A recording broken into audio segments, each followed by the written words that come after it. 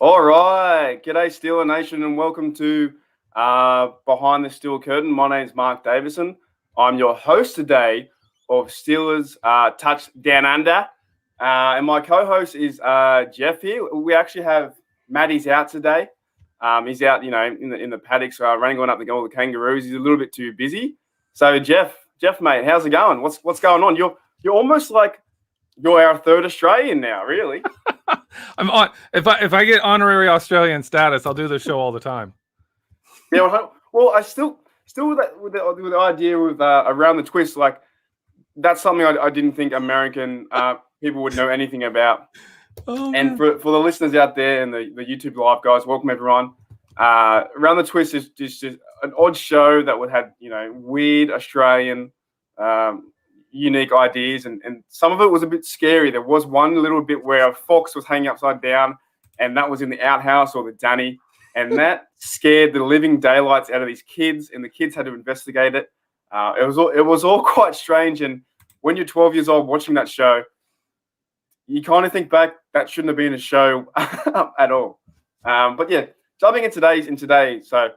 Who we got a live chat here? We've got Lombardi. Oh, we got quite a few now. I love when this show starts, Jeff. I don't know about when you do your shows as well. As soon as you start the show, 46, 45 people come into the live chat, and we're all just here ready to talk Steelers football. So we have Chad, John, Jeff, Wes, Tyler, Mike.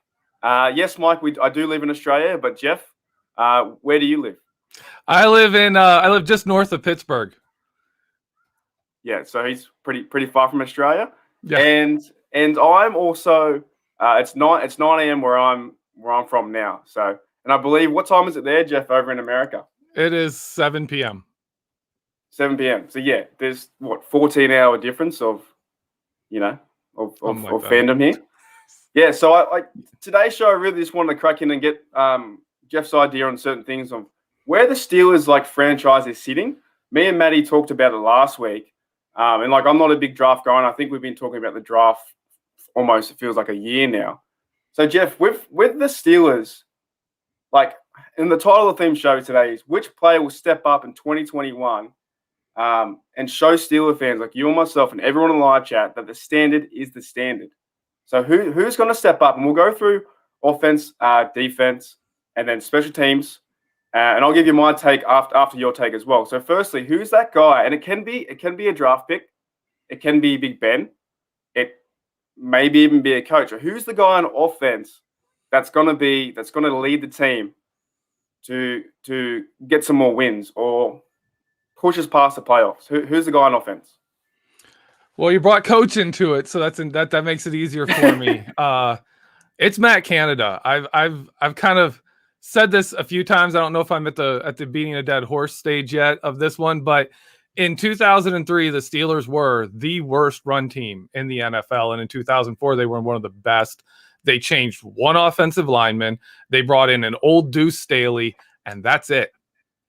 They changed the scheme. They changed the focus, and they ran the ball, and good things happen. So for me, Matt Canada, if he can get in there and change the mentality on offense, change the scheme, get the offensive line, run block first, pass block second, we could see that kind of turnaround and really set up Ben Roethlisberger for another Super Bowl win, because the times he's won, he's had, a run game, or he's had a great defense and at least a run game that was viable.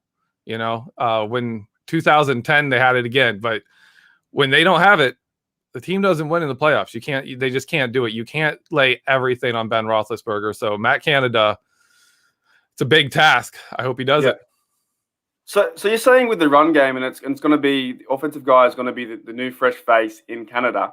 Now, when you say run the ball, are we using just a lead back, like we did with Connor, or are we using a variant amount of people in that running back position?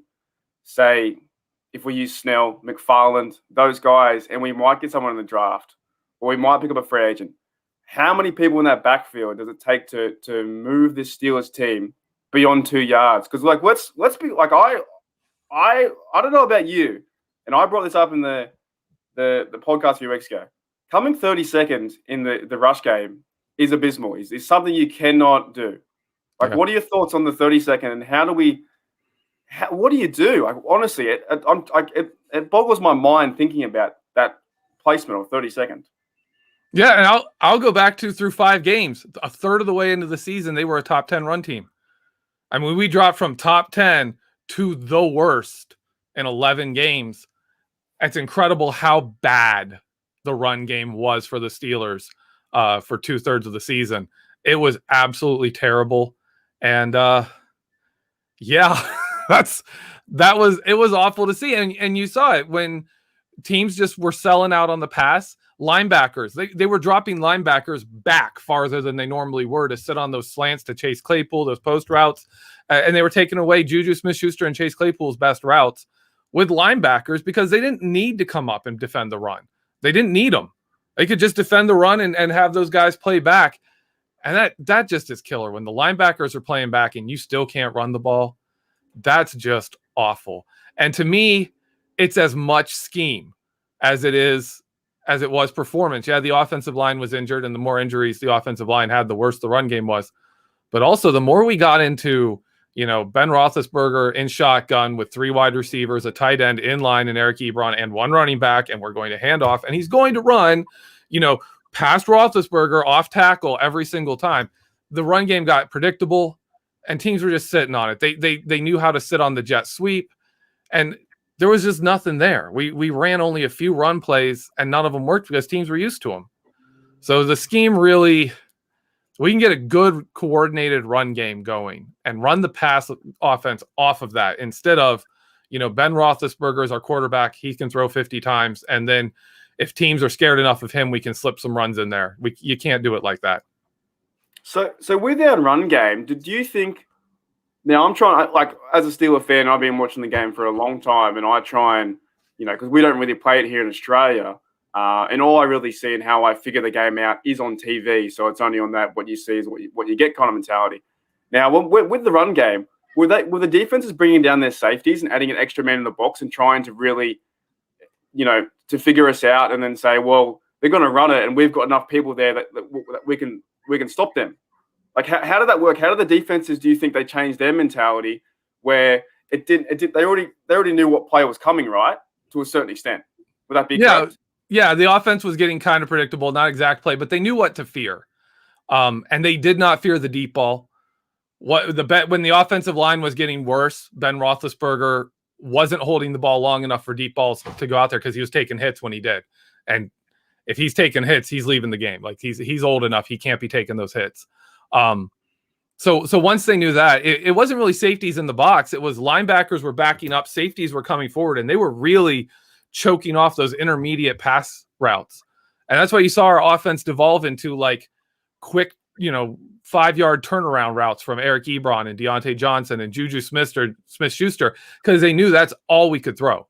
They knew Ben Roethlisberger was going to get rid of the ball quick. And the one time we saw them get away from that was the win against late in the season, was the win against Indianapolis, where in the second half, Ben Roethlisberger realized, hey, you know what? The line's actually protecting me against a pretty good pass rush. And he started taking shots downfield, and the Steelers won that game. That's really it. The offensive line falling apart really crushed the passing game, and that crushed the last bits of the run game because people just knew. They just knew you don't have to have people deep. You can have people intermediate. And then as soon as the running back gets going, it's over. I tell you what for me might be the most frustrating part, and hopefully this might answer your question with the guy who's going to change it up will be Matt Canada. Now, the most frustrating part for me as a fan, I know for others out there in Steeler Nation all around the world, is that what happened and why do you think the Steelers, on the offensive coordinator, Randy Fichtner, he would consistently use those first 5 to 10 plays, and they were always the same. Nothing ever happened where I think we always went 3 and out. We got a run. We did a screen pass. We went backwards, and nothing really came out of that mentality.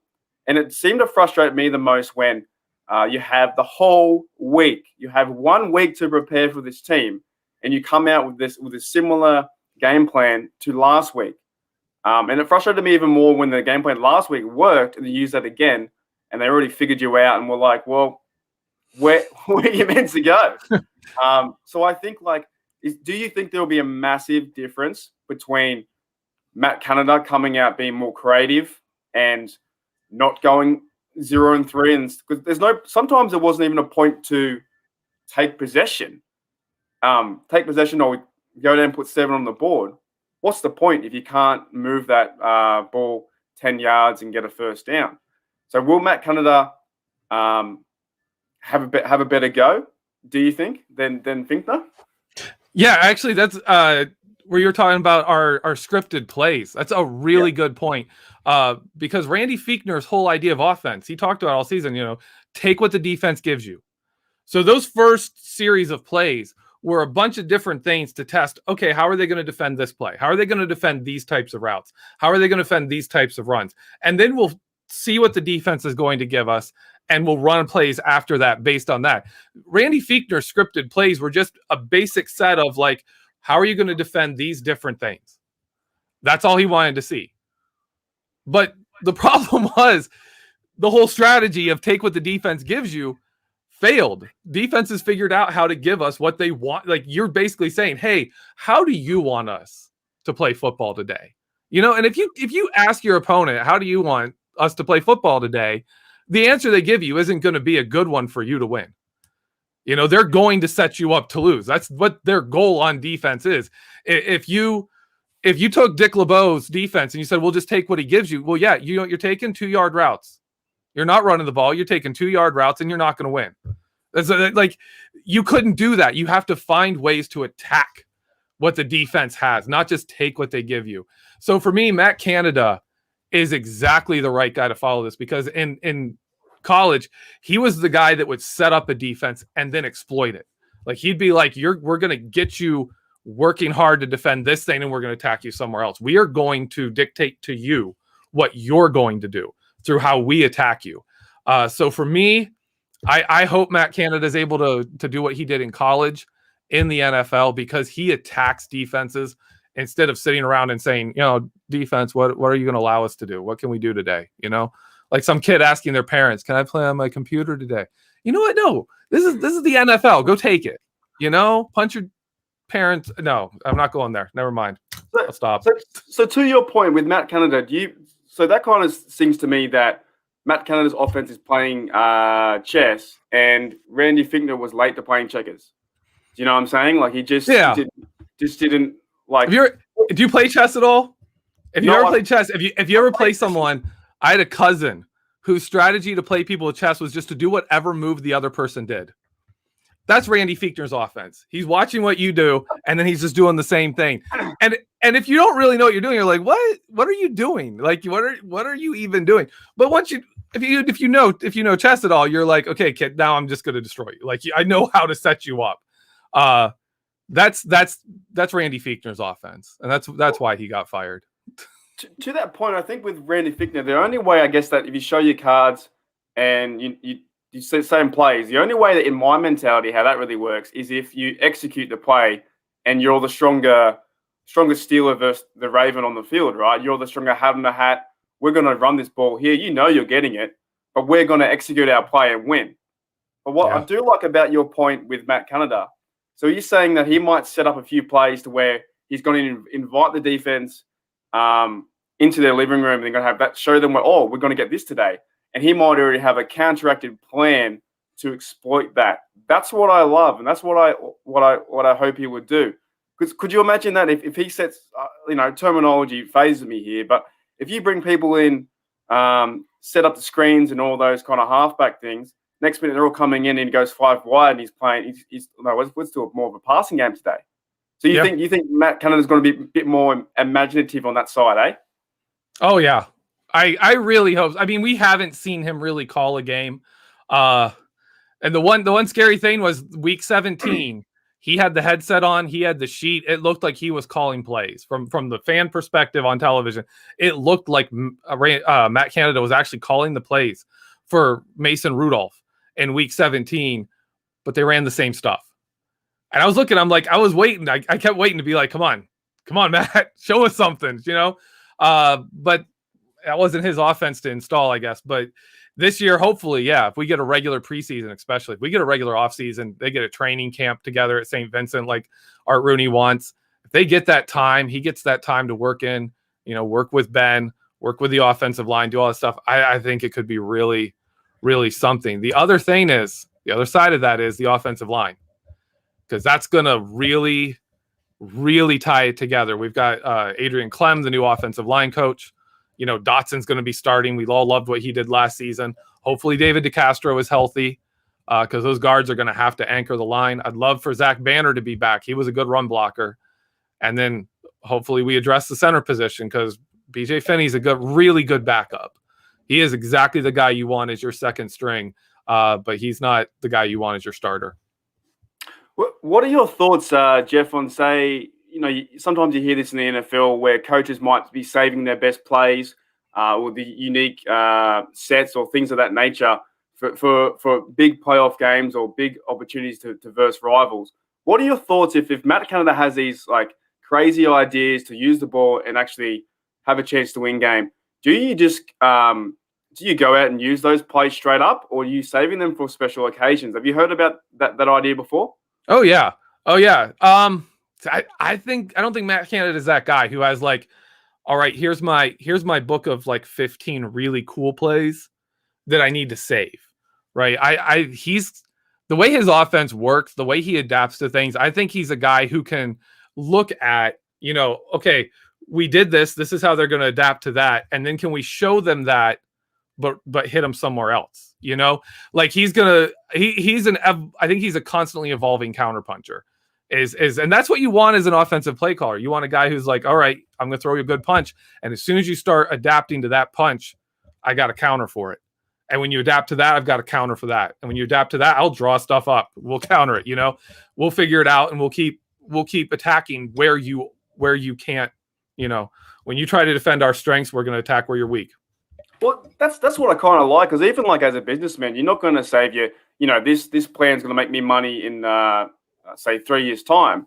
If you want to be a successful businessman or an idea or creative person like that, you're going to keep developing plays and ideas and then keep everyone guessing in the league. And we know that that didn't happen with Finta, and that's why I bring it back to that 30-second running game. And it just made you feel like, as a fan, and when you wear the jerseys, and today I'm wearing Troy Polamalu as always, and he actually retired today. I saw on Facebook, or over actually tomorrow it might be for you guys. I don't know how that works, but yeah, you wanted the coaches to, I don't know, use the best play, exploit the player, and from my knowledge, and I know, you've got to exploit that player on the defense who's the weakest person. It's your strongest person against their weakest person. If their linebacker's weak, exploit him. Maybe use some motion and get some tight ends over the middle, and really get at him. You've seen it when the Patriots have done it to us. Mm-hmm. We're losing by 17 points, and Edelman was wide open. You're like, and then people watching the game, you're like, oh, you're going to win. You're like, I don't think so. You can just kind of see that game. It's similar to chess again. Maybe the game is already over. You've still got pawns on the field or players on the field, but Bill Belichick or whoever is already in front of you is dictating that game all over the field. And that's something I think with this culture, and what I'm trying to get at with this whole theme today. We haven't really had that like in the last, I think, 5 years. Is that due to think that they're to a lack of a better word, being boring on the offense? Well, okay, I want to, because mostly yes, but I want to give a caveat there, because what you're talking about, like how to attack linebackers and things. If you go back to 2019, Devlin Hodges starts against the Los Angeles Chargers, right? They had linebackers who couldn't pass cover. And if you look at what the Steelers did, they went straight after those linebackers with the running backs. And it was that game where I sat there, I'm like, well, maybe Randy Fichtner isn't bad. Maybe this is Ben. Maybe Ben's just not, allowing the offense to be different and creative. But then 2020 rolls around, even late 2019, the offense was predictable. They couldn't get anything going. 2020, Ben comes in. You have that good start, but they couldn't get like Canada's motions and things that they were using later. They really couldn't integrate them well. So I don't know if that's purely Randy Fichtner. I don't know if that's the Randy Fichtner with Ben Roethlisberger together. Because I don't know if it's a learning curve. They didn't have much of an offseason last year. Obviously, Ben Roethlisberger talked about Canada worked with the run game. He didn't work much with the passing game in the offseason. They're trying to add Matt Canada's influence to the passing game, like piece by piece as the season went on, and it just didn't work. You can't do that. You're basically running two separate offenses. You had a different offense for a run game than you did for a passing game, and it just became obvious. Teams could pick that up. So I don't know fully if it's we got rid of Andy Fichtner, we got rid of the boring, or if this is we've got to get through Ben Roethlisberger's learning curve, like we did with Todd Haley's offense, where his first season under Todd Haley wasn't that great, but then it kept getting better after that as Ben Roethlisberger got more comfortable with the offense. So that's kind of the caveat there. That's the worrisome thing is how fast can Ben pick this up? And it's not just Ben's willingness either. Ben Roethlisberger isn't a quarterback who thinks on the field. He's a guy who's at his best when he's just out there relaxed and playing. So it's not just, does he know the offense? No, he's got to have enough experience in the offense, has to know what he's doing enough that he doesn't have to think about it. Because when he's out there thinking, it's bad. It just takes him out of his game. There are games you can tell. He's like thinking, okay, I'm going here, I'm looking at that, and now I'm going, and you'll see him just, you're like, what is he looking at? You watch the film, you're like, who is he looking at? He's switching targets, but it doesn't make sense. And then he's throwing a ball, and you're like, there was a guy open over here, but you could tell he's in his head and he's thinking and he's not just playing. He's one of those guys that when he just relaxes and plays, he's fantastic, but that does mean he's got a longer learning curve. So we'll see what he does. He got some of that out of his system last year, and by the end of the season, like I wrote a piece about his terrible RPOs early in the season, how bad they were. Yeah. RPOs made a comeback late in the season, and they weren't bad. They took a half a season of work on it, and then they weren't bad. So there's some of that offense that is already in Ben Roethlisberger's, mind and in his toolkit. Just how much can they build on that, and how quickly can they build on that? That's the big question. I think it's just tough for Ben when Ben does overthink, and it's for some reason throughout his whole career. And he's one of the best, right? He's been in the NFL Absolutely. for 17 years. He is the best, no matter how much you love him or hate him. I know a lot of people do dislike Ben. We want him to move on. But my only criticism, to a little extent, but you can wear with it because we have been a great franchise, and I think in the future we will be. This is setting up us for success. The only criticism I have is when we get down to the 10-yard line, 15-yard line, he always seems there's a big, I don't know what the stat is, but there's a high percentage that he throws an interception there, and you've got to walk away the points, and that might, cost you a game, and I'm not too sure. But on the other side, he can still sling it 60 yards, get you a touchdown, and go three touchdowns or get 400 yards. So it's like he's not a quarterback that stinks. It's just certain times, and maybe that just comes with life anyway. You can't always be perfect. But I know when you're down in the red zone, you just want to come away with points times as well. We might jump into, before we go to a break, we might jump into a bit of defense, and on the other side, part two, we might do defense or special teams as well. But defense, Jeff, who's that guy in the locker room now? You said Canada for offense. Who's the guy on the defense that's who takes some ownership and get us some wins in 2021 and beat the Browns in the playoffs? Oh, Browns. My big one is Devin Bush. I think he was starting to take that reign. He was starting to take the reins and be that guy in 2020, and then he was out. He really is a guy that can set the tone and change the game defensively. We saw this defense hold on and still be really good with Vince Williams and Robert Spillane. Those two at linebacker, and the defense was still good. It wasn't until, Bud Dupree goes down and then Joe Hayden goes down. It wasn't until they lost other pieces that the defense really struggled. But Devin Bush brings them to a different level where they can be more aggressive. Players, like he is so big on the field. He covers such a large area of the field that he makes everything for everyone easier. Saying that, though, I don't want to discount the safeties, because Minkah Fitzpatrick and Terrell Edmonds have been getting better. 2019, they were thrown together. They had no preseason, nothing. They were learning each other on the fly, how to play with each other. 2020, they were fabulous.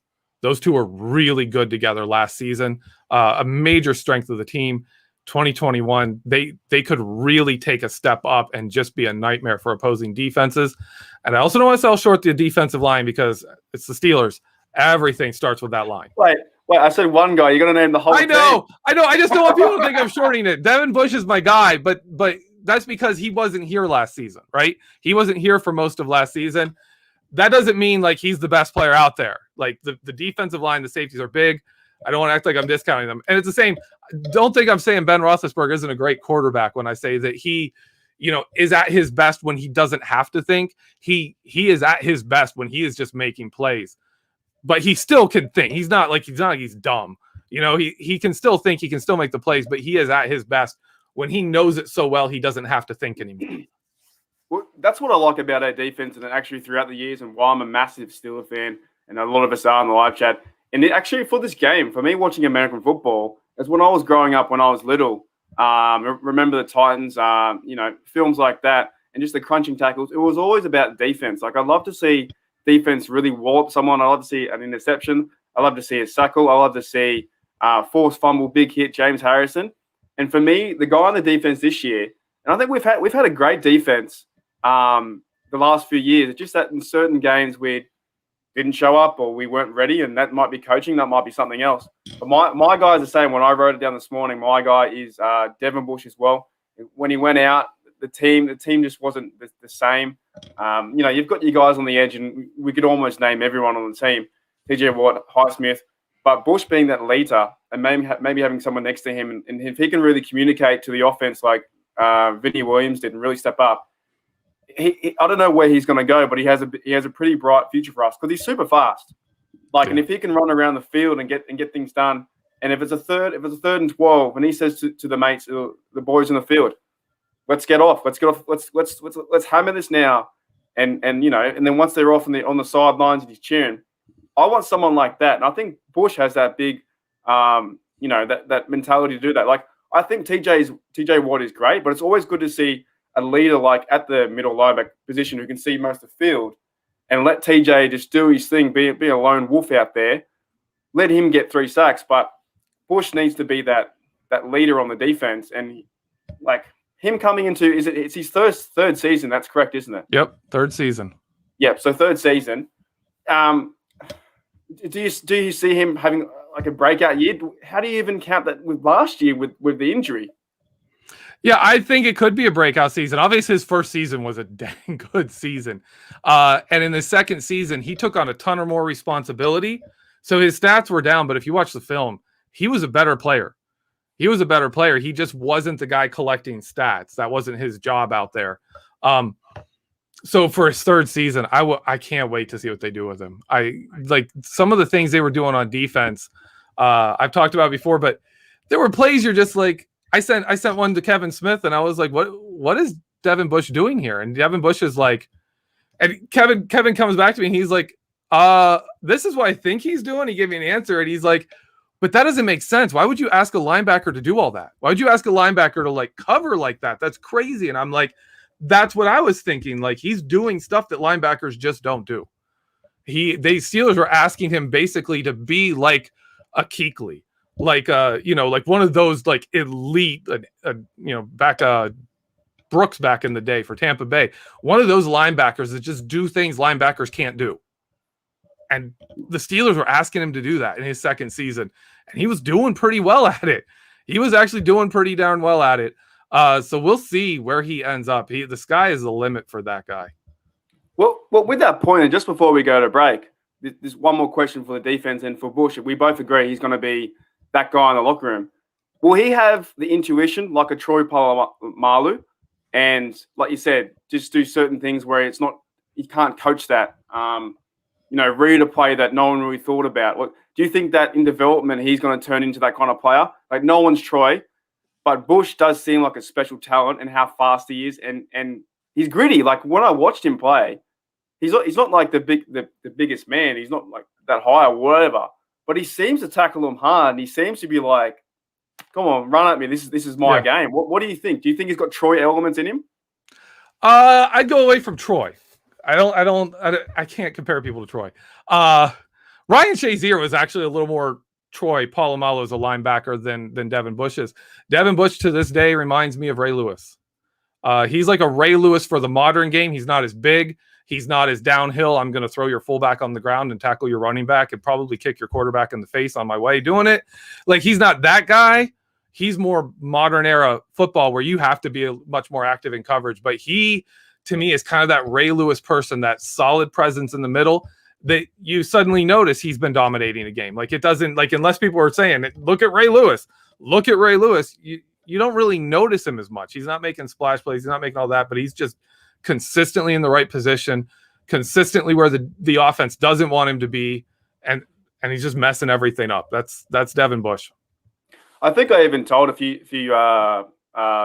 chapters back on the podcast how when I went to Houston, I had Ray Lewis tackle me or, nudge my shoulder, and I was like, this is unreal when I was on TV, and that was, quite crazy. And when you see these blokes, for me, like, I'm 6'2", I don't know about, we guys do pounds, like, I'm 6'2", 90 kilos, not the biggest bloke, but when Ray Lewis was next to me, they're just massive. They're just massive human beings. And as he walked past me, he gave me a shoulder budge, and I went, I'd probably pay money to get tackled by one of these blokes, to be honest. It's quite weird. With that note, we might wrap up part one. So if you're on the audio side, if you listening around the world, just make sure you click part two. If you're on YouTube, we're going to crack into slinging and slang in part two, and just more of this culture. I want to see what Jeff's idea around the Steelers and how we're going to transition a success from Ben into the future. So stick around for part two in just a few moments.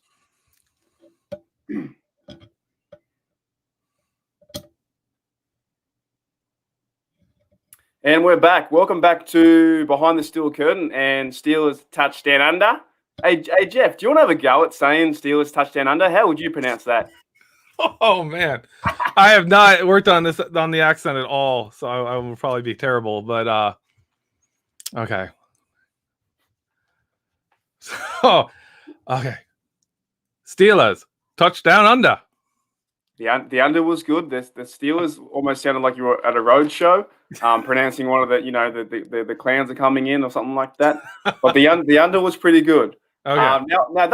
Listen. So, welcome back, guys, to YouTube and the audio platform. And like, I'm Mark. I'm from Australia. And for these new listeners and people who have been behind the steel curtain, me and Matty, or Matty's away today, but we have Steelers Touchdown Under here, and I'm from the future, and Jeff's.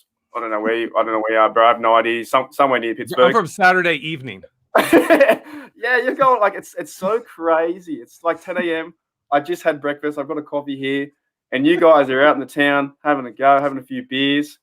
So this week we got singing and slang, and obviously, you might know a few Australian words, but I really wanted to give you top 5 slang words that I think will stump you, and I hopefully will stump the live chat. And I'm basically just going to say them. I just want to get your reaction. All right, are you ready? Okay. All right. So the first one, slang word is bloody bonza. Is that A at the end or an ER? Oh, in my language it's A, but your language is ER. It's ER. Bloody bonza. Bonzer. Oh man.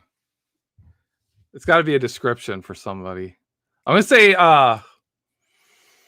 someone's like really, really kind of crazy, really kind of like out there. That's a wild guess. Not so much. Not really a person.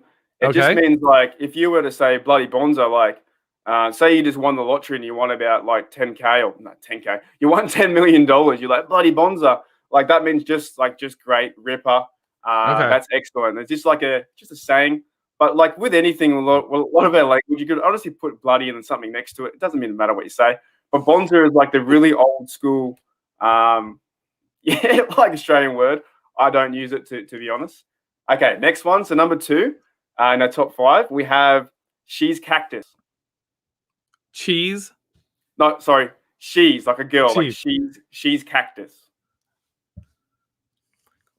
Cactus or prickly? So I'm gonna say she's kind of unapproachable. Someone's a girl who's kind of standoff though. I don't No, know. I'm sorry. It's got so. Also, with our Australian language, I really want some of you like guys to come over here because it doesn't. And come meet me. You have a time. You won't even understand what I'm saying. But when you say she's in front of it, it doesn't even mean the person or the girl. It just means the object, or like, you know what I'm saying? Like, oh, she's a great day. We just put that in front of it, and it's a nice day. But she's cactus or cactus means it's basically say if your car breaks down and one of your mates says to you, "Oh, how'd it go?" You're like, "Oh, she's cactus, mate. She's gone. It's dead. It's gone. It doesn't work." Cactus, because they sit there and do nothing. Okay. That's another one that's really old school, and I don't use in my day-to-day living. Okay, this one's going to throw you. And you brought it up in part one. So listeners, go back to part one. I think it's about 3 or 4 minutes in. It's in Sling the Slang. It's going to be, what do you think about dead horse? Dead horse. What that means in Australia? Yeah. I'm guessing it does not mean the same thing how we use it. Oh my goodness! If you get this, I will buy you your favorite jersey, 100%. But not the $300 one like the night the. Well, based on my lesson I've learned today, it's got to be something positive because it sounds like something would be bad. So therefore, it's got to be a good thing. I'm gonna go with. Oh gosh, something really unexpected that's good. Let's go throw that out there. That's a good try, but it's completely wrong. Okay. So dead horse is to do like a movement or it's object as well. So dead horse or dead horse. So we say to, "Hey Jeff, can you pass me the dead horse?" That means tomato sauce.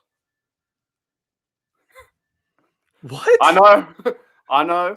It's hard for me too. It's hard to say it. It's hard to read it.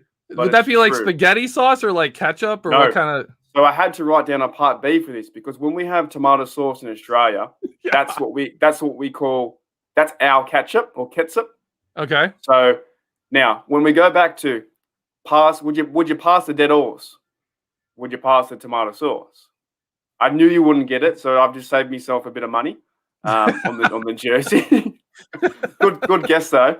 But yeah, that's one that's never said too. It's an old slang, Aussie slang. Dead horse. Where's the dead horse? Well, as long as that dead horse is Heinz.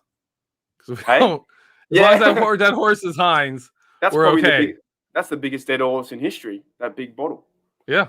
Yeah, but that's one that doesn't, like, a lot of our ones sound a bit negative as well. They're all to do with dying and, like, I don't know what's going on in Australia. Okay, this one I think you might get this one. So if I were to say to you, number 4, that bloke has tickets on himself, what does that mean? Tickets on himself. I got 2 ideas. Okay. Either someone's really like into themselves, really egotistical. Is that it? Yeah, you pretty much got it. All right. That makes sense. Okay. Yeah, that one actually makes sense. That one's fun though, because like with tickets on himself, like, you know, you might be at a party somewhere or you're watching, you know, AB and he was great as a Steeler, but you just go, "Oh, he's got tickets on himself," and then the other guy goes, "Yeah, he does." Because even in Australia too, we have really short conversations, but we mean a lot in them. So we might have 2 or 3 phrases, and that might mean a 15-minute conversation. We haven't got time. We've got no time to do that. Okay, this one I think you'll get as well. So you've got the last one, number 4. But this one I wanted to kind of like have a theme in going into our part 2 as well, and what the Steelers need to do for the future and to get Super Bowls and to get us in that positive mindset again. Now, what do you think, number 5, what does having a dig mean? Having a dig. I'm gonna say like having a dig is where you like dig in and really like go for something. Yeah, 100%. Yeah, pretty much. It just means having a go, trying the best you can at what you're doing. So with our Steelers, we need them to have a dig. We want, actually, it relates back to Matt Canada as well. He's a brand new offensive coordinator. just let him have a dig and see how he goes. Don't mock him. You know, we're all Steeler fans here. We're all sitting on the couch. We can yell and scream at TV, but let him have a go and see where he progresses from that. And for the Steelers too, like let him go. Let him do it. The Steelers need to like not be like, okay, Matt Canada, but you can only do so much. Like, no, let him do it. Yeah, and his response as well, if someone were to ask him, like you ask him, if someone asked Matt Canada having all these complicating ideas and blah, blah, blah, whatever, he'd come back with an Australian response, mate, leave me alone, I'm just having a dig. So it works. I would love to hear that. It works anywhere. It doesn't matter. Yeah, you're trying your best. It could be Juju surrounded by a corner, a safety, and someone in the fan might be, why didn't you get wide open? Oh, mate, I'm just having a dig. Leave me alone. I'm trying to play football. Yeah. Out of those top 5, what was your favorite and what did you learn? The dead horse. That's my favorite. Dead horse? Yeah. Yeah, I'm going to use that. I'm going to use that. And people are going to be like, what? I'm going to be like, pass the dead horse.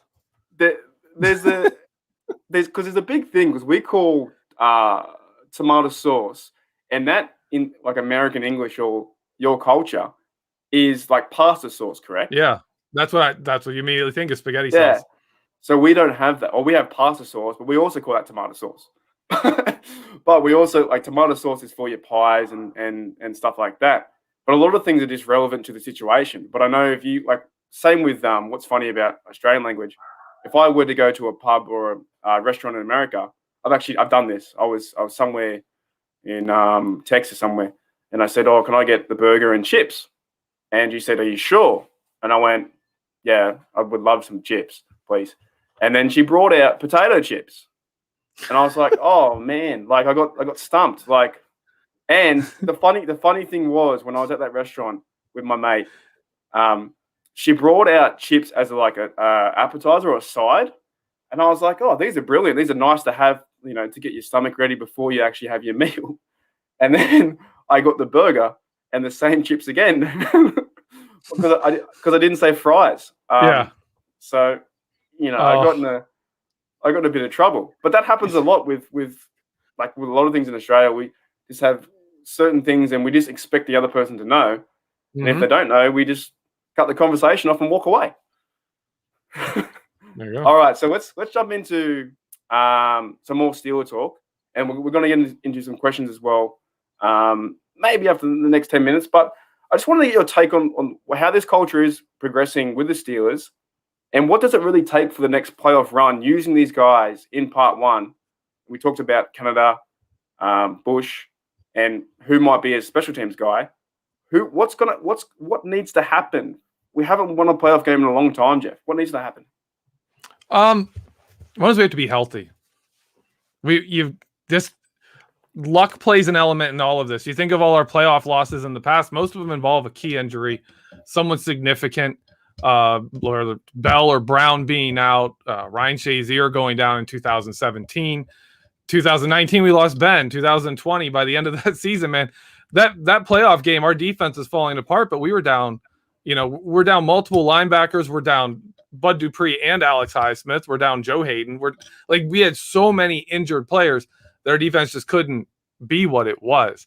So part of it is we do need enough health, because we saw a few players out we can handle. Okay, we can handle this player being out. We can handle that player being out. But when we get 3 or 4 key players out, that defense falls apart. So that's a big part of it. And the other one is really establishing an identity on offense. That's, for me, that's the big deal, is Canada needs to establish that identity on offense.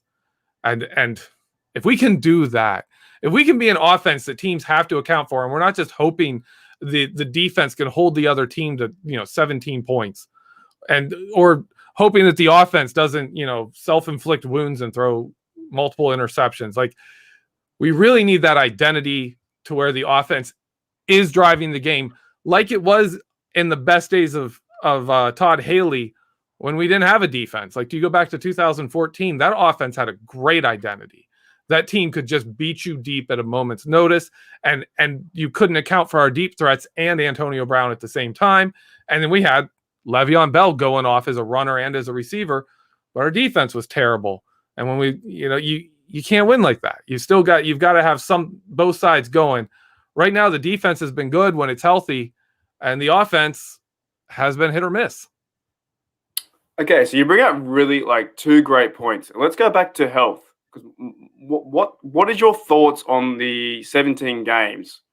And when you really start to think about it, and with the Steelers and NFL, and players do get injured, technically speaking, even 16 games is a long season.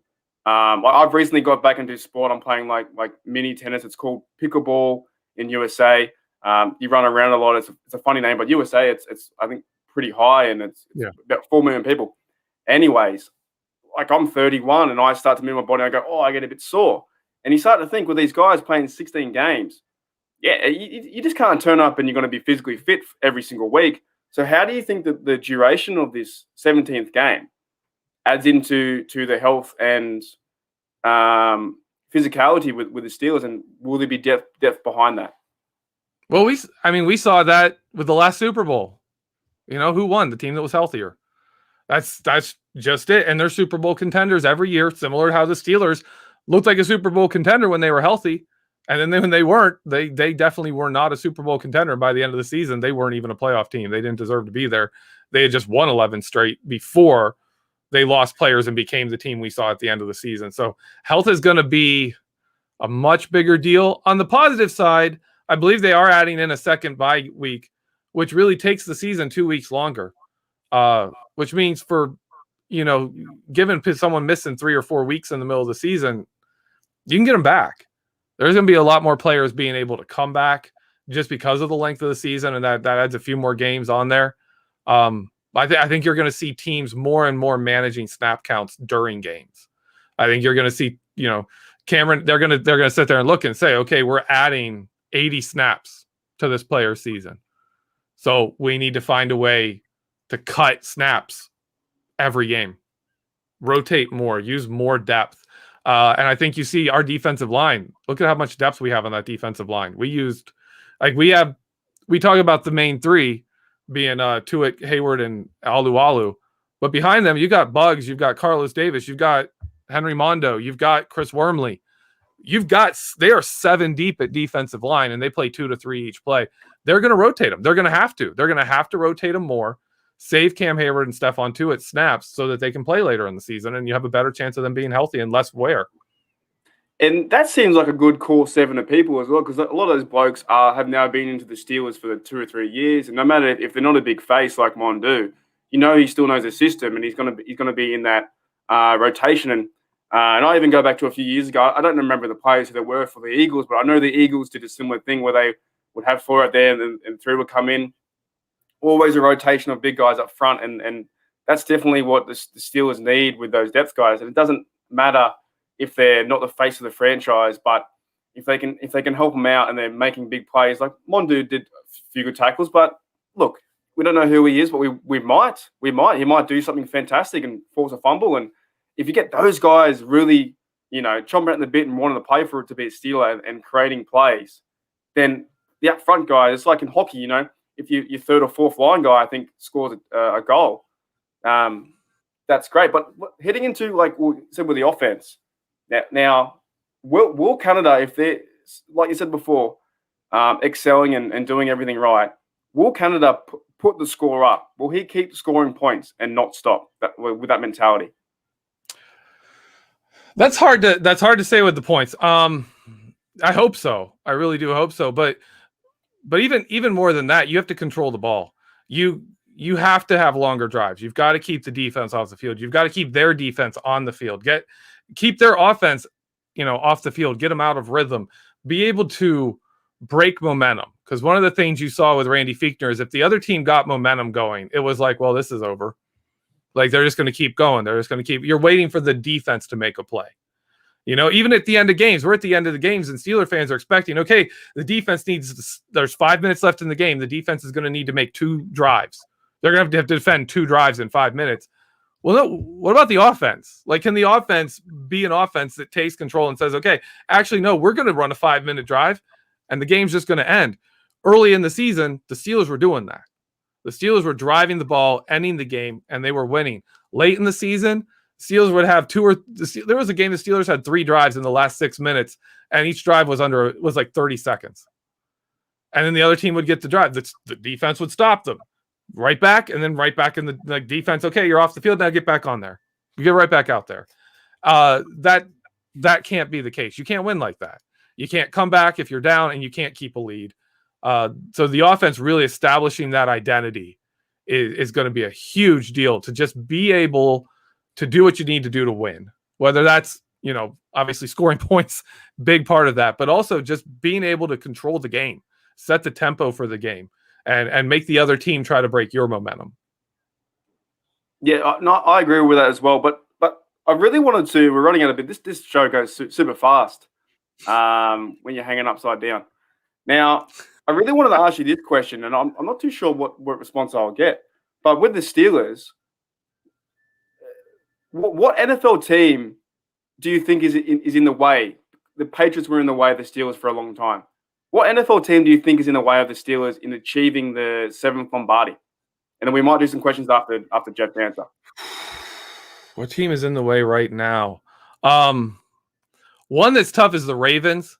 Last season, they had a lot of injuries. They had a lot of COVID issues. They had a lot of stuff go on. And they were still our biggest opponent for winning the division, getting into the playoffs and doing something. So they are always, as a division rival, the Ravens, and they look to be good again this year. They're going to be that first team in the way. After that, you have to deal with the Chiefs. You have to deal with the Chiefs at some point, and that offense is crazy. I don't think they are going to be as good as people thought they were going to be. I think there's more problems with that team than just, the offensive line being hurt last season. Teams are starting to figure out Andy Reid and Patrick Mahomes, and there will be better answers for them. There won't be solutions.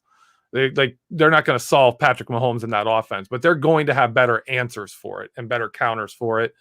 And I think the Steelers are actually really well built to face them if they're healthy, if the Steelers are healthy. So for me, it's Ravens number 1, Chiefs number 2. Fair call. I agree. I think Ravens are always, since the time I've been watching the Steelers, they've always been number 1, number 2. The other two teams, who cares about them? No one cares about the Bengals. No one cares about the Browns. It doesn't matter. No one cares about Ohio. Ohio football doesn't matter. Like with me and the Browns, they always have a great team, and they're a bit like the Dallas Cowboys. They're going to win. They're going to win the Super Bowl, but then they go 8-8. They're going to do this, and they never achieve anything. The Browns have a superstar team. Fantastic. Come to our field, and we'll beat you. When we did it with Mayfield. Yeah, we lost to them in the playoffs, but that was your first win in 30-something years. The Bengals still haven't been to the playoffs, I believe, in 31 years. They haven't won Super Bowls. They haven't done anything. I'm glad when I was younger, when I was like 10, 11, I chose the Steelers based off the colors alone. I didn't have any idea who they were. I loved the game, and I grew with the game, and I'm glad I wasn't a fan of orange because I would have to choose either the Bengals or the Browns. And there's something inside of me now that grows every day. I hate the Bengals more and more. And for as long as I live to 133, I don't want to see the Bengals in the playoffs. Or I don't want to see them win a Super Bowl. That would make me just so happy. And I love that stat last year where we had won 10 games or 11 games in a row and then we lost it. I love seeing stats like that. I love seeing stats like with the sackles and things of that nature. So with the Bengals, at least, let's keep them out of the playoffs. And that's a funny thing. Like so many teams are like the Lions and stuff. They're not going every year. They try and do something and they just don't get into the playoffs. And that continues the streak. So we're going to do some questions. We've got about 8, 10 or so minutes left, depending how much time we have here. Snowman says, where's Matty? So Matty's asked for an RDO, requested day off. Did I just freeze? I'm frozen. All right, so Matty's asked for a day off. He's busy tying up kangaroos and getting them all settled on the farm here. So he's doing that. This one from Portner, I saw it before in the live chat, and hopefully get some Steeler ones too. Now in Australia, Matty, we have Jeff, we have the NRL, and me and Matty are both Sea Eagle fans. The Rabbitohs are 4-1, and the Seagulls are 1-4. Now, right at this very stage, we're going through a funny thing with the NRL and Seagulls. They have a bit like the Browns at the moment. The Seagulls are a great team, but this season they're 1-4. They have a good team, but they're just not coached well enough yet. They're just something's missing, guys. So yeah, me and Matty, Manly Seagulls right now, we just want them to try and do better, but they're not as bad as a franchise, not as bad as the Browns. Who else we got? This chat does go very fast. I got one here from Lombardi. You might be able to help me. I don't know if this is what. I have no idea, to be honest. Is it? Have you heard of that before? Is that like a troll under the bridge? I do not know what that is.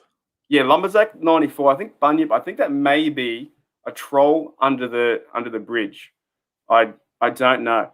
It could be also in Australia. That could be a type of beer. Something you just don't know. I drink a Bunyip. This one's for you, Jeff, because I know nothing about the draft. We have from Facebook, and also love our Facebook listeners too. From Jeff to Jeff here. Who do you have at number one? We got 17 days left. Who you got number one?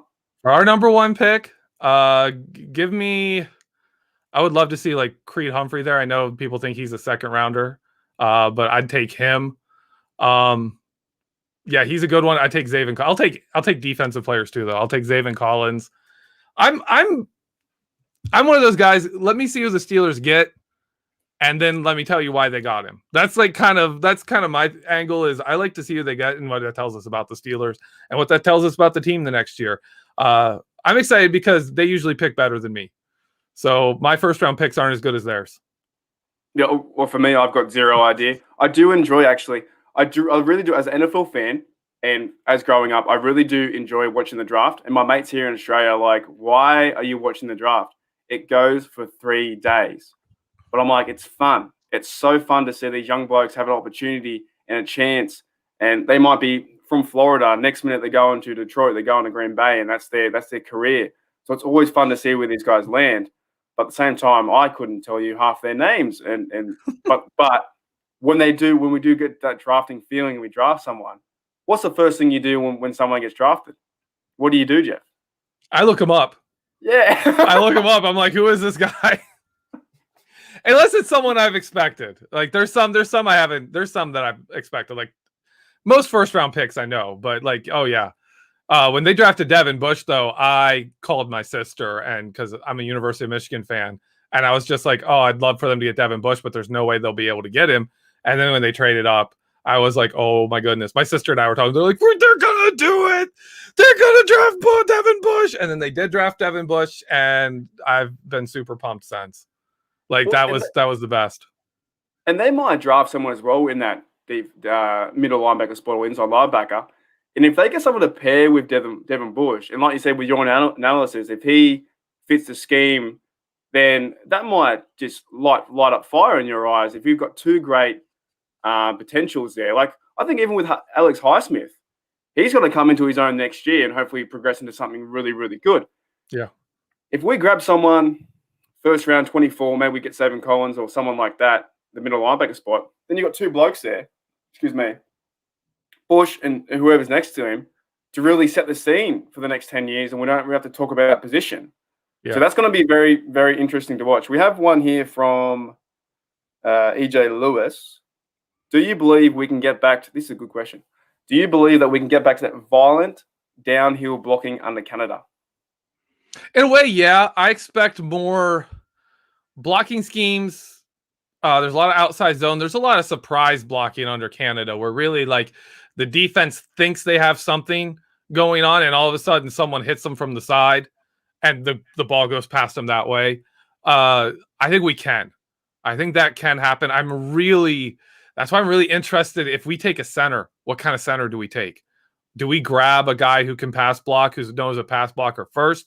Or do we go out and grab a guy who is just a downhill mauler to put in between? Like if your lineup is like, let's say ideally Landon Dickerson with no medical red flags would be the absolute ideal downhill blocking center. If you had Dotson, Dickerson, DeCastro, nobody wants to face that. Your interior run game is just going to be dominant. Teams are going to have to load the box because what are you going to do? Those two are just moving people, causing havoc and creating mayhem. And Canada is great at making motion and pulling people who don't look like they're interior blockers inside. Like you'll get a motion from a slot to a wing back, and then that person's a lead blocker. That person's a lead block, and all of a sudden someone who was out there outside covered by a cornerback is lead blocking, and a cornerback is out there like, I don't want to get into this. I don't want to be involved in that.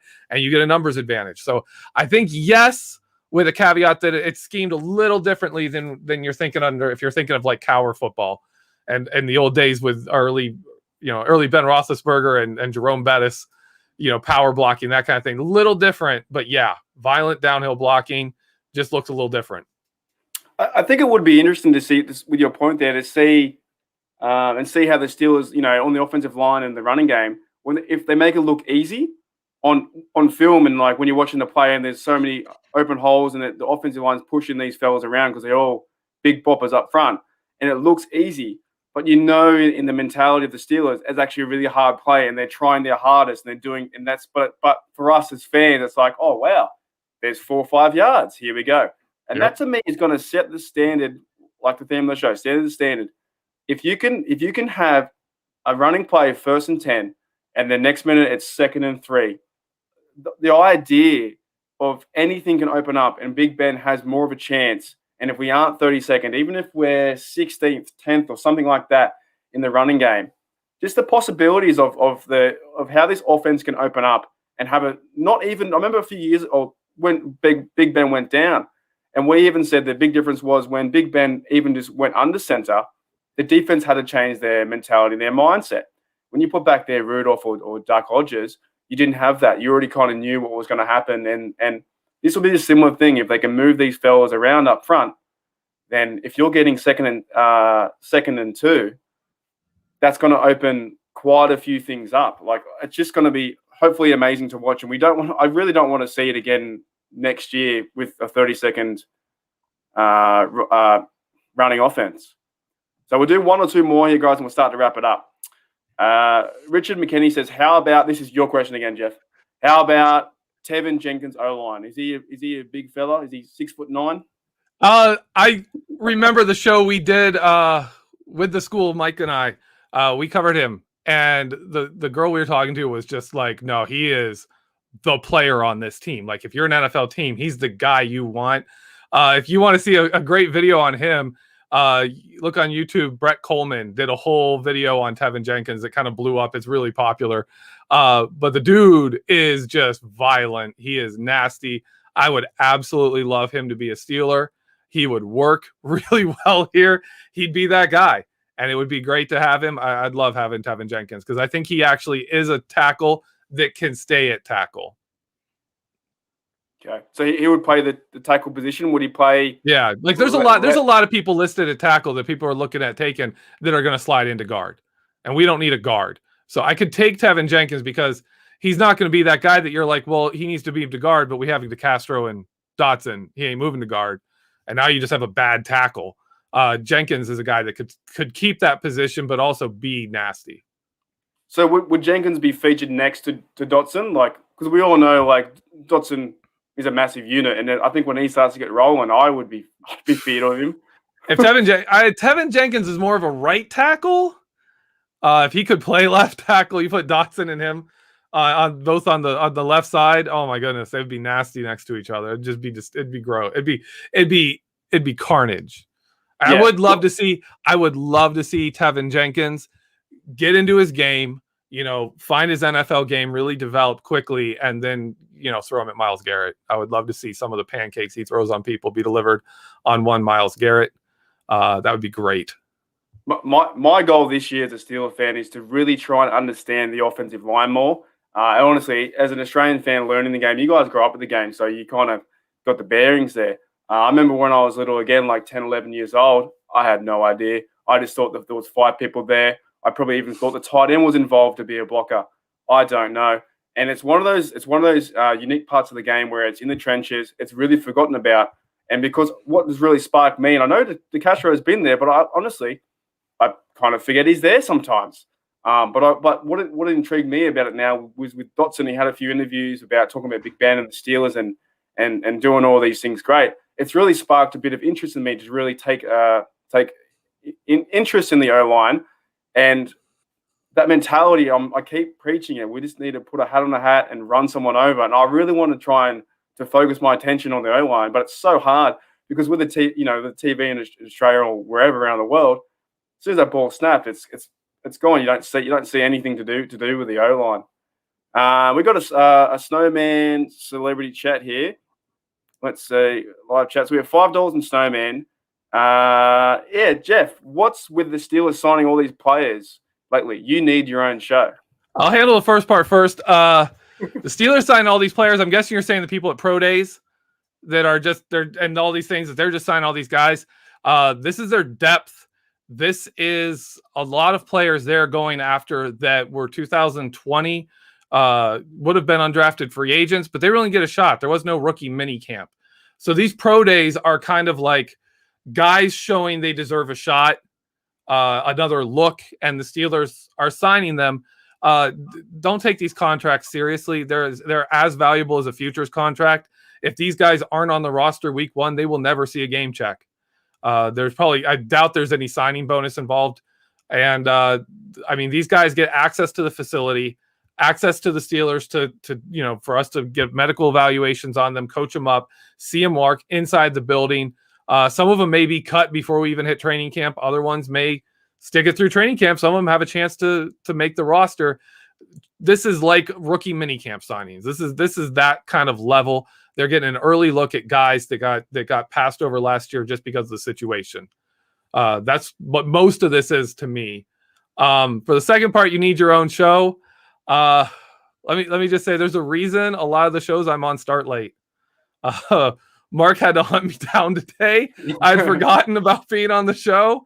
And he was like, I opened the Slack after we started talking. I saw there was like all these messages to me being like, dude, you're coming on. Where are you? Hey, I'm looking for you. But he finally got a hold of me. Here I am. But me having my own show, that doesn't bode the best for me having a show that I have to be on myself. If you notice all the shows I'm on, someone else runs it. It's also, so that makes it easy for me. Yeah, I was almost going to go solo today because I didn't know exactly what you were doing. I texted you 2 days ago, and I was thankful to have you here in Matty's absence. But yeah, I actually found out you can call on Slack. And how's the technology today? I can call you overseas, and I'm pretty sure it was you, because then I saw you with the phone on the screen as well. And we're still so far away. It's almost coming into lunchtime now, and you're probably 8 o'clock, and there's people out partying, or there's people having dinners and going to restaurants and stuff. And I've got to start my Sunday. So we're going to start to wrap up the show now, guys. It's been an awesome show. I just wanted to focus around the theme of things and the culture. But lastly, Jeff, what are your final thoughts on the Steelers and heading into the new phase of the Steelers? Big Ben's going to be here for a little bit, but what's going to happen, and what are your final thoughts? And are we overall? Is our culture good? I think the culture is going to be good. I think especially when you see the way people are talking about the Steelers right now, especially the young draftees, all these people. The Steelers are a place people want to play right now, so that is a great sign for the Steelers culture. Matt Canada is apparently impressing a lot of these college kids. They college offensive players are like, oh, it'd be fun to play for the Steelers, and that's because they're seeing a little bit of what they want to do. The thing for this year, especially, and into the future, is how much of Matt Canada's offense can they get installed? Can they get running and get executing at a high enough level for it to work in the NFL? That's the big question. And how long does that take? Are we going to see this year where you see elements of that take off and all of a sudden the Steelers are doing stuff that the Chiefs were doing, right? Or is this a season where it just looks bad? Where you're seeing what they're trying to do, but it's just not working. And it's not working. And it could be that some of the aspects of Matt Canada's offense that will work in the NFL will not work with Ben Roethlisberger. And they'll have to make it work. They'll have to find ways to make the offense work in spite of that. Just like there are some elements of today's game, like you wouldn't ask Peyton Manning to do. Like there are things that the Chiefs do that the Tampa Bay Buccaneers can't ask Tom Brady to do. And that's just a fact, right? So there's certain things Ben Roethlisberger isn't going to be able to do. There's other things he will be able to do, but he has to learn it well enough to execute it his way, right? And that's the big question: is how much of this can they get going? how fast can they transition, or is this a multi-year transition that's going to take some new players? Yeah, 100%. So pretty much you're saying, we're not going to run out of the gate straight away. We're not going to get first in points, first in rush yards, but there needs to be progress. There needs to be, for me, and to end the show, guys, I'll start to wrap it up. We just need to do better in the running game. We need that offense that will, we can score 7 points. We can have a drive. We can waste 4 or 5 minutes, a back and forth game of aerial ping pong. We need something, like at least move the sticks a few times. And Canada's going to do that. We don't expect him to go in there and be the best offense, even with Big Ben and some of the guys around that. But we, like in Australia, we just need something. Like we just need something. And as fans, we need that. But guys, I'm going to wrap it up. I want to thank Jeff for coming in on late notice because I surprised him twice to come into the show. I believe Matty will be back next week. I'm actually out next week. I'm going to a competition to play some pickleball. Hopefully I can win and do the Steelers proud. But I appreciate everyone in the live chat. Thanks everyone for turning up as always. There's always 45 people straight away, and we can talk our Steelers football. It's awesome. I really want to talk about the culture. We did that. We accomplished that. We've got the draft. There's going to be more shows about the draft coming in the future. Who knows who we're going to get, as long as we don't get a punter. All right, guys. I still like Barry. Sorry, Jeff with the J. All right, guys. We'll see you guys later.